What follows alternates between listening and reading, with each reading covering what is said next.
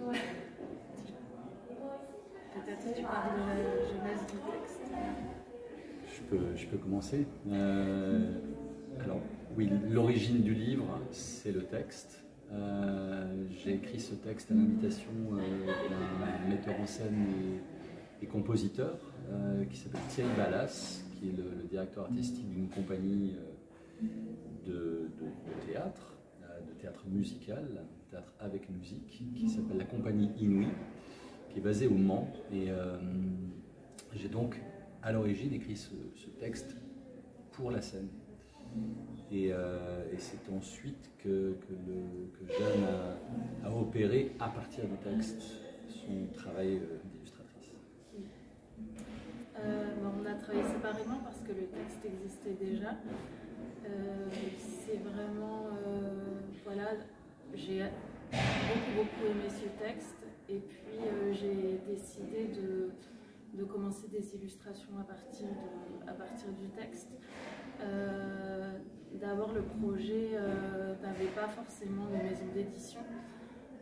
Et puis c'est à la fin du projet qu'on a proposé à la maison d'édition de la Joie de Lire, qui est une maison d'édition avec laquelle on travaille régulièrement.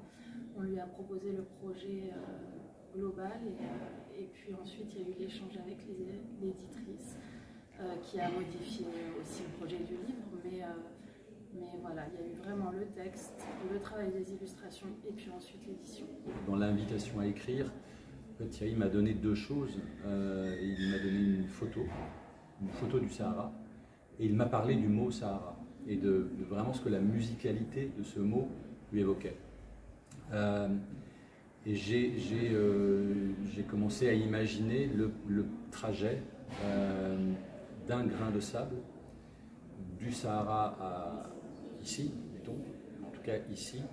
Il rencontre celle qui est la narratrice de cette histoire, et au contact de ce grain de sable, elle accède à ce trajet, à ce voyage. Donc elle convoque le trajet du grain de sable dès lors qu'elle le rencontre. Ça, c'est un premier degré de la fable, je dirais, qui est évidemment tout à fait partageable avec de jeunes lecteurs ou spectateurs. Il y a pour moi évidemment un arrière-plan qui est plus tacite, plus implicite, qui est un arrière-plan peut-être plus politique, puisqu'on peut tout à fait imaginer que ce grain de sable convoque un imaginaire qui est celui des migrations contemporaines,